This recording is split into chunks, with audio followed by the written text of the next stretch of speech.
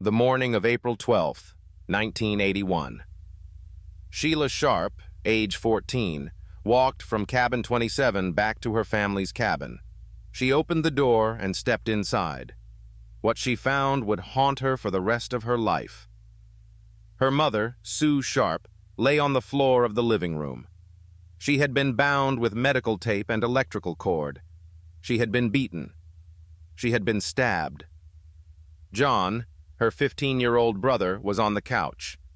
He had suffered the same fate: bound, beaten, stabbed. Their friend Dana Wingate, 17, was on the floor nearby. Same bindings, same brutality. All three had been killed with a combination of blunt force trauma and stab wounds. The weapons used were a hammer and a knife, a large serrated steak knife. The violence was extreme, far beyond what was necessary to kill. This was rage.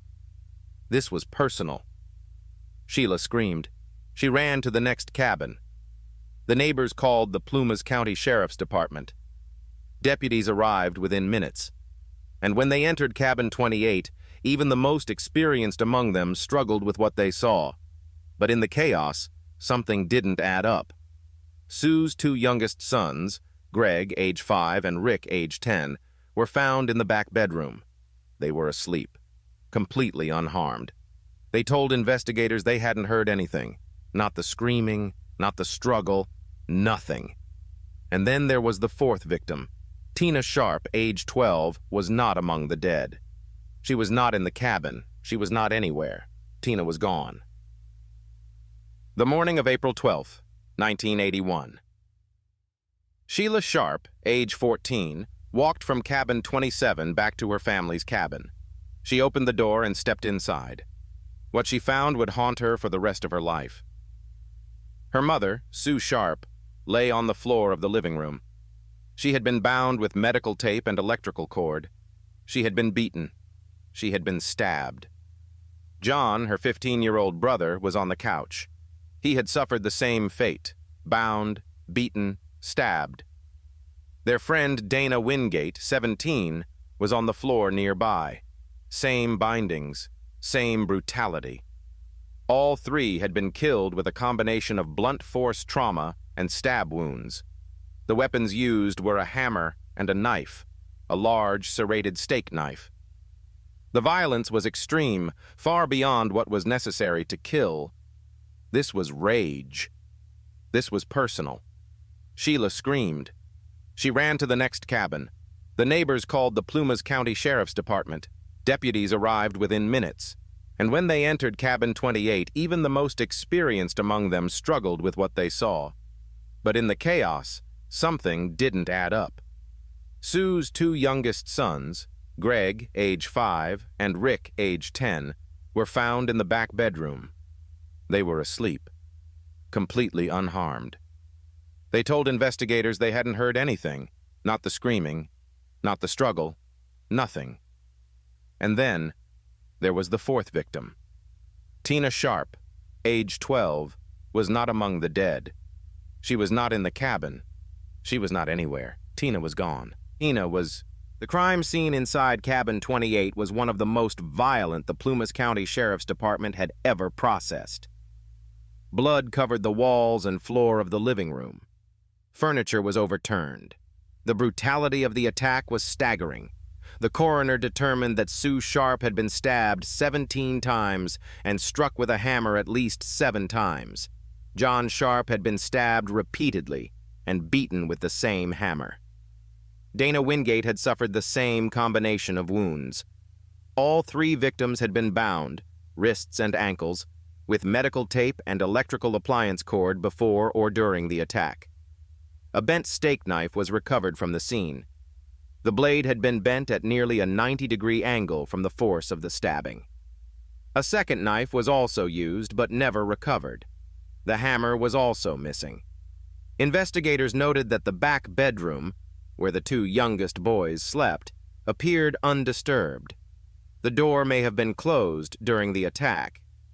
It is still unknown whether the killer or killers deliberately left the children alive or simply didn't know they were there. The most disturbing detail of all, Tina Sharp, 12 years old, had been removed from the cabin. There was no sign of her in the living room, no blood trail leading to the door. She had been taken, alive, from the scene of a triple homicide. And no one saw a thing. The Plumas County Sheriff's Department launched the largest investigation in the county's history. But from the start, the case was plagued by problems. The crime scene was not secured properly. Residents and onlookers were allowed to walk through the cabin in the hours after the discovery. Evidence was contaminated. Chain of custody procedures were not followed. Critical forensic material may have been lost before it was ever collected. There were suspects almost immediately. 2 men in the resort that night, Martin Smart and his friend John Bubaid, had been seen drinking heavily. Smart lived in cabin 26 right next door. He had a history of violent behavior and had recently been in a psychiatric facility. Bubaid was a known drifter with a criminal record. Witnesses reported seeing Smart and Bubaid near cabin 28 late that night. A hammer matching the murder weapon was later found in Martin Smart's toolbox, but the forensic technology of 1981 could not conclusively link it to the crime. Smart's own therapist later told investigators that Smart had made disturbing statements suggesting knowledge of the murders. The therapist reported that Smart had referenced the killings in sessions, not as a bystander but as someone intimately connected to what happened. But no arrests were made. The district attorney at the time said there wasn't enough evidence to go to trial. Smart and Bubaid both left the area. Martin Smart died in 2000. John Bubaid died in 1988. Neither was ever charged. While investigators worked the crime scene, a massive search was launched for Tina Sharp.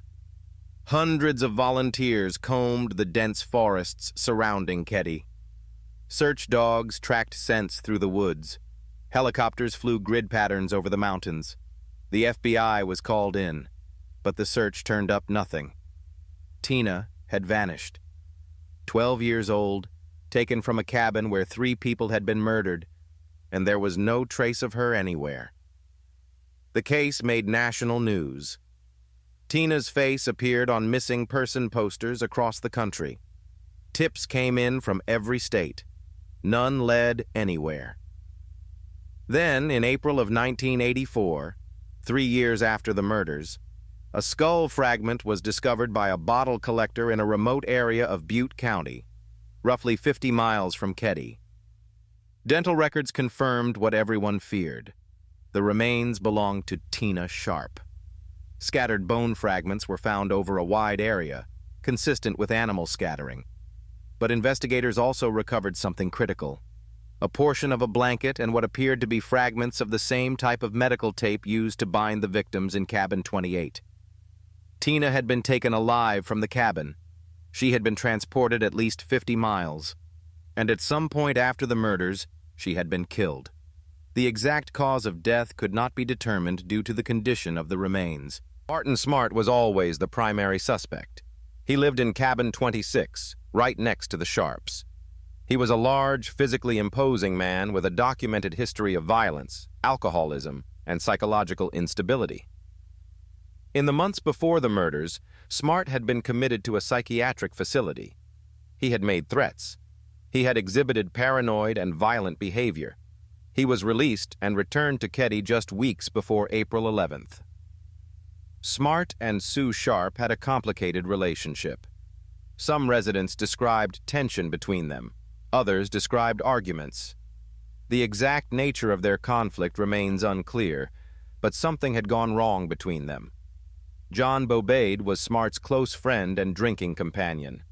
On the night of the murders, the 2 men were seen together at the resort. Bubaid had a history of criminal behavior and had served time in prison. A critical piece of evidence emerged years later. Martin Smart had written a letter to his ex-wife in which he reportedly confessed to involvement in the murders. The letter has been referenced in court documents and by investigators, but its full contents have never been made public. There were also whispers of a third person involved. Some investigators believed the killings required more than 2 people, The level of control over multiple victims, the removal of Tina, and the cleanup all suggested at least 3 attackers. But the identity of any third participant has never been confirmed. The Keddie murders investigation is widely regarded as one of the most botched criminal cases in California history.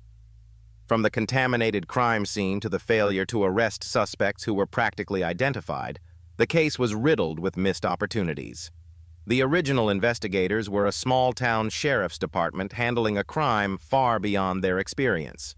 Forensic science in 1981 was limited. DNA testing didn't exist yet.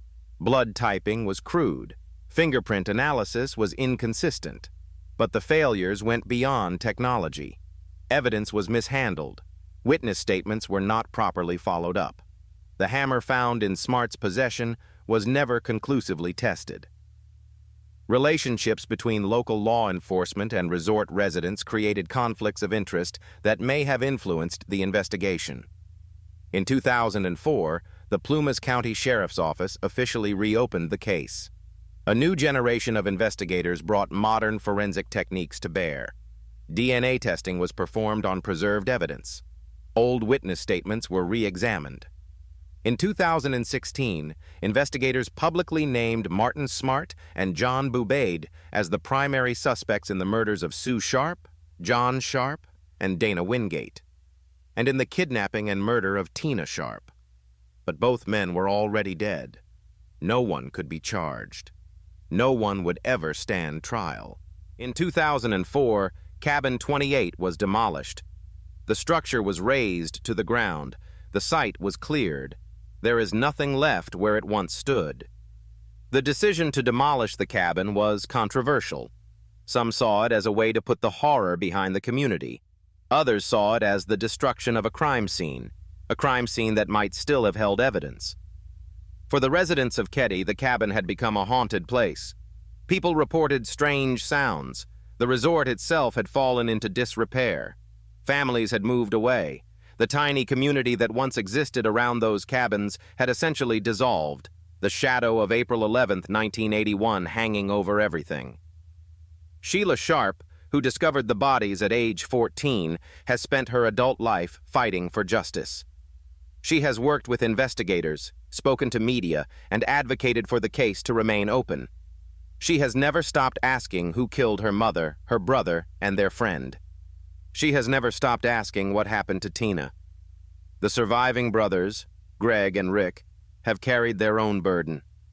2 small boys who slept through a massacre, who woke up to a world that had been destroyed, who grew up knowing that the people who murdered their family were never caught.